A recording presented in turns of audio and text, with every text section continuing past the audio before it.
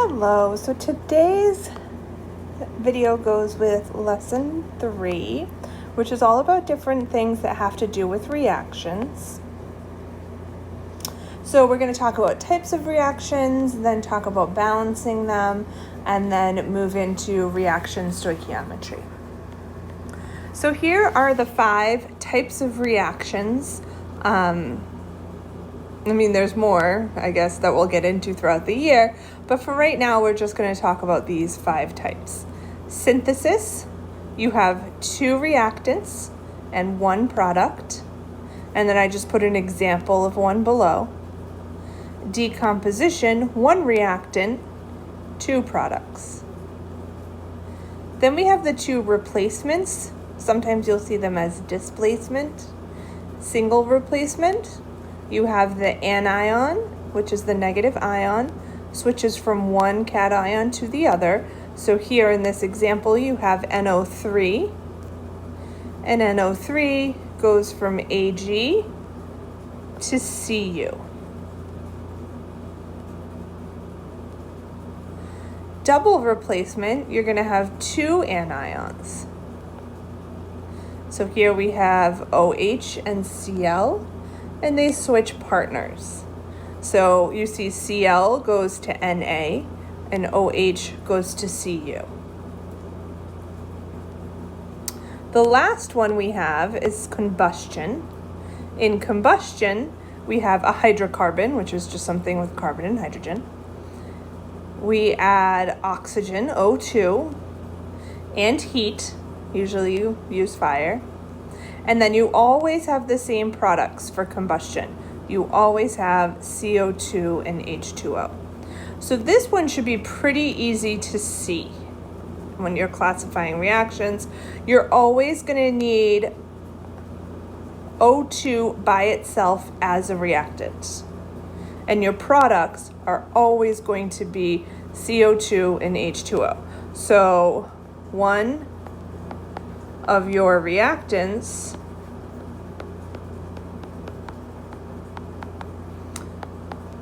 is always O2, and the products are always CO2 and H2O.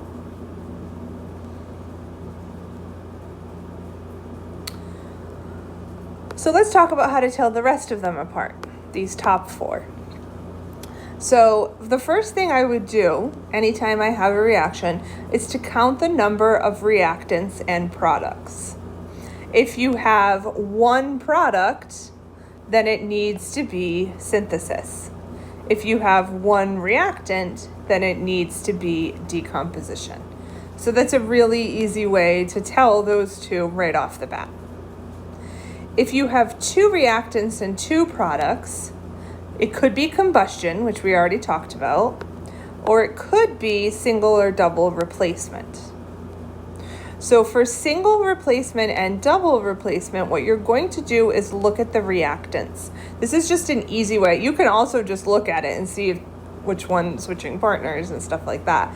But an easy, quick way to do it is to look at the reactants. And for the reactants, if you have an element plus a compound, that's going to be single replacement. And if you have a compound plus a compound, that's going to be double replacement. Okay, so that's an easy way to tell the difference between those 2. Again, you can also use the formal definitions and look for 1 or 2 anions and switching partners and all that stuff. But this is an easy, quick way to do it. So using those rules, we can tell the types of reactions here. Okay, so here we have 2 reactants, 2 products. This is an element, and this is a compound. So that's going to be single replacement.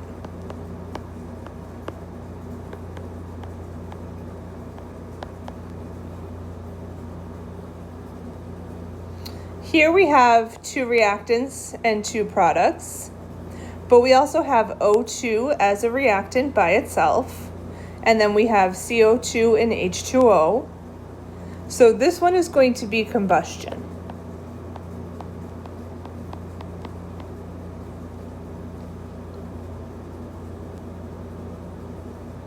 For the last one, we have one reactant. When we're counting these, we're looking at the compounds or the elements. We're not looking at the coefficients. So here we have one reactant, two products. So that automatically is going to be decomposition.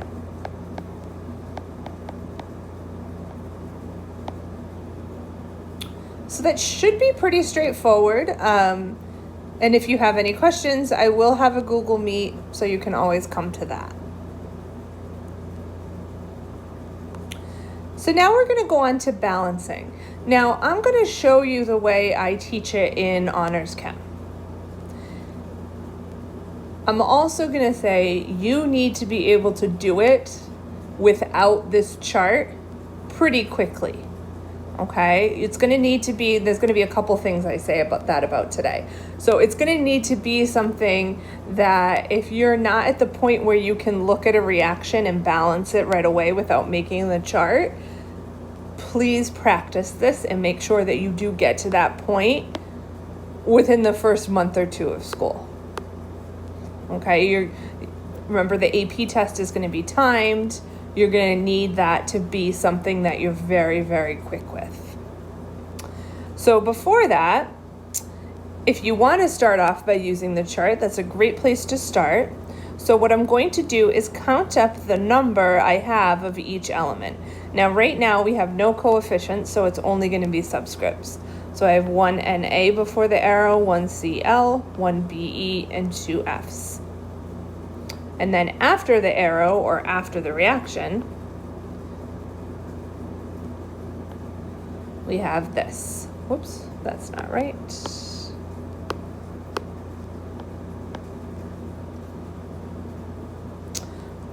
So now I need to get these to match each other.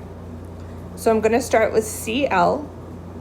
Cl needs 2 before the arrow in order to make them match.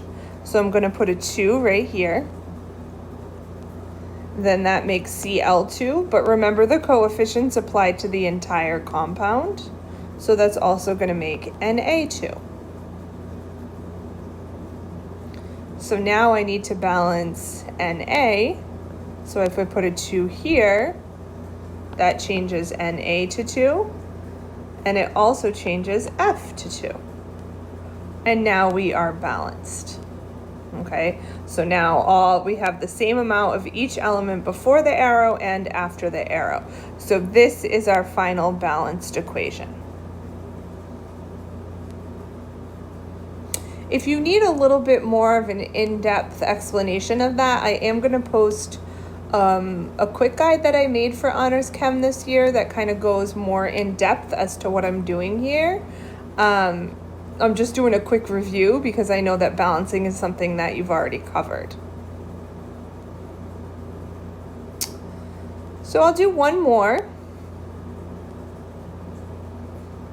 Now there are several ways to do this, and again, you're going to need to be able to do it in your head just by using the equation pretty quickly. But to start here, I'm going to do it by element. So I have 1, 5, 3, 1. Oh, I put oxygen twice. That's not, you don't need that.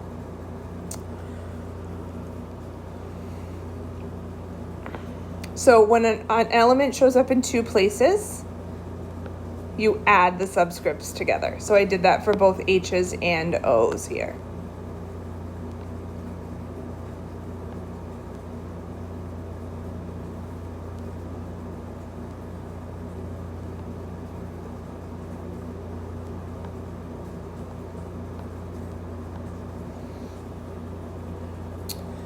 So what I usually tell people is if something shows up more than once on one side of the arrow, you should save that one for the end.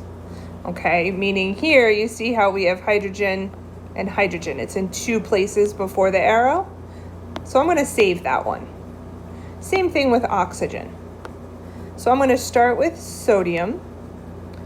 To balance sodium, I put a 2 here. And then remember that you're balancing an equation, okay? So if you are using the chart to start, that's not where you're doing the work. So you don't come down here and say, oh, okay, if I have a 2 in front of this O, then I go to the chart and I multiply this number by 2. Absolutely not. What you're going to do is this 2 applies to this oxygen. Okay, so there are now 2 of those oxygens. But then you add it to the 4 on the other side, because this 2 coefficient doesn't apply to both of these compounds. It only applies to this one compound. So we have 2 oxygens here and 4 here. So we're going to change that to 6.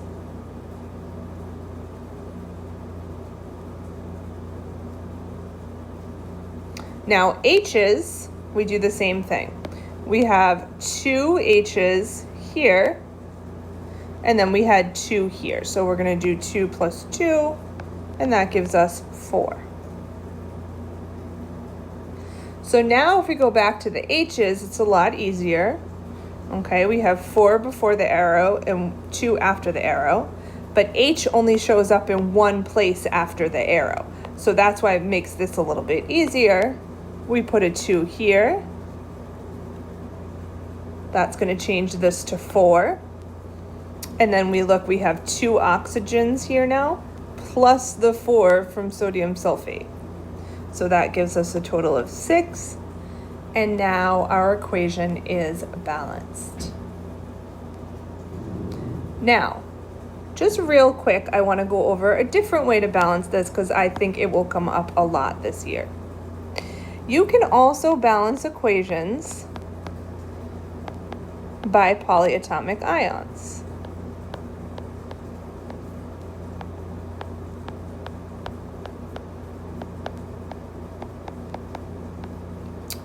Now, I generally don't teach this in honors chem because I think it's a little bit too confusing at that level.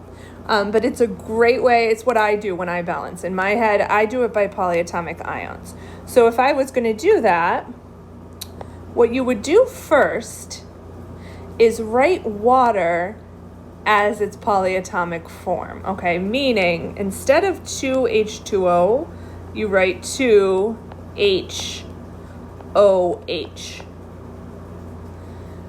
And that makes these types of equations that have water in them a lot easier to balance, okay?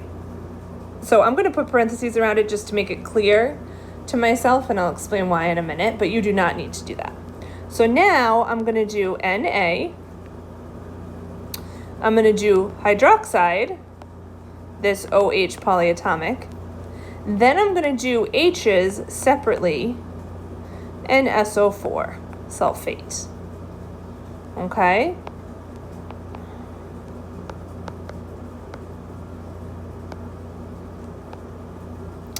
So I have 1 Na, 1 OH before the arrow, 2 hydrogens, and 1 SO4.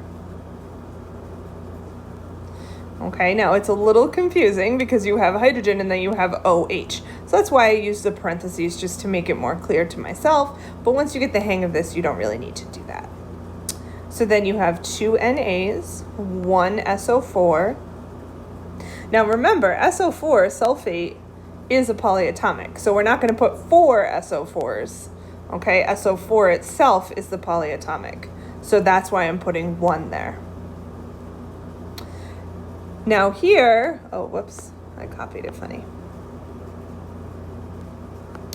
Here we have 1 OH, because I shouldn't have had that coefficient yet, and 1 H.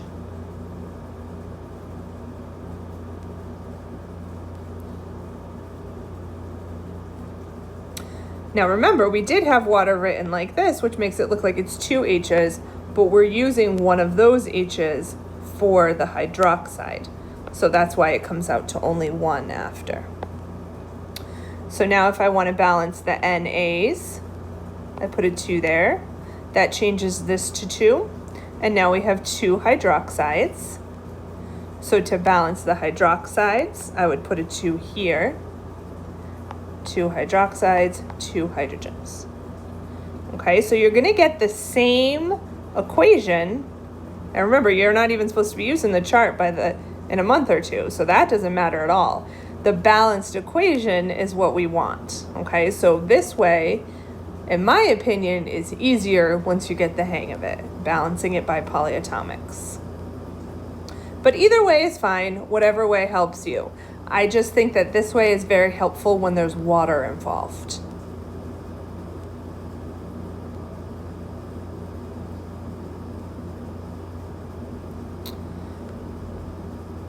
All right, so the last little bit here is a reaction stoichiometry problems.